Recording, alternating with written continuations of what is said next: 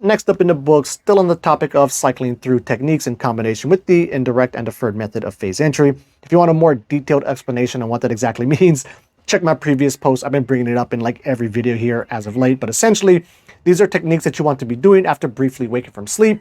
You immediately try to fall back asleep, and then upon falling back asleep is when you want to be cycling through these techniques for about 3 to 5 seconds.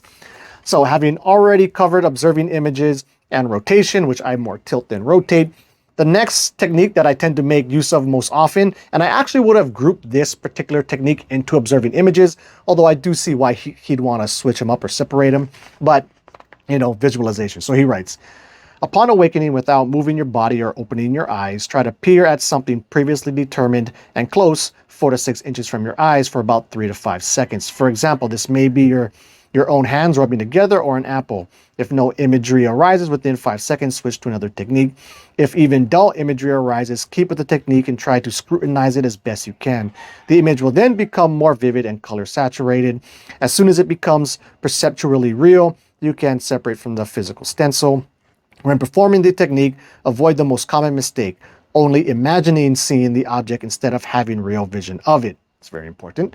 The key difference between observing images and peering is in the active desire to see something previously determined instead of passively peering into the void in search for some spontaneous imagery. So the spontaneous imagery stuff is basically like classic hypnagogic liminal dream work, but then bringing something up on purpose, I think is super cool because I don't really hear this said basically anywhere. I mean, I harp on it all the time on my channel, and I've always wondered why more people don't talk about it in this way.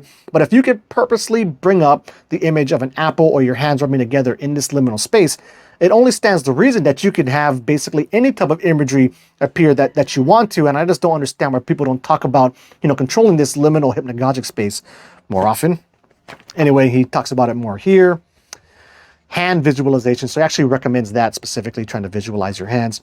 For 3 to 5 seconds, imagine vividly and decidedly that you are rubbing your hands together close to your eyes. Try no matter what to feel them in front of you, to see them, and even to hear the sound of them rubbing. If nothing happens, switch to another technique. If any of the above sensations start to arise, then keep with the technique and intensify it until it becomes totally realistic. Afterwards, you can try to separate from the physical stencil using the sensations arising from the technique as your start off point. And then for training, in order to practice the technique, lay down with your eyes closed in a dark room and try to spot various predetermined images in the void before your eyes, starting with the simple, an apple, a candle, the letter X, and moving on to the complicated landscapes, room interiors, action scenes, and so on. I find landscapes to be particularly easy to bring up on command, specifically like mountain type scenery scenes.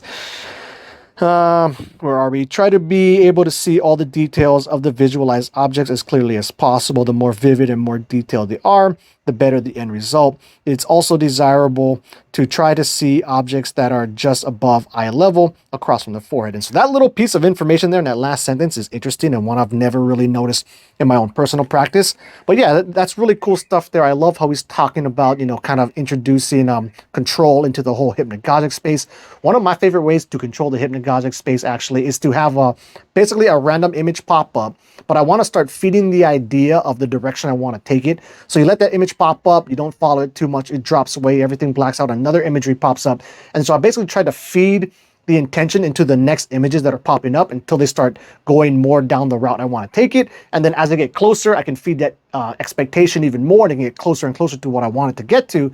And then if you basically have this hand-picked hypnagogic liminal dream scene in front of you, and then you happen to pass through stage 1 and go into REM next, you can have a wild that actually is awesome because it gets you exactly into, your hand-picked dream scene that you wanted it to.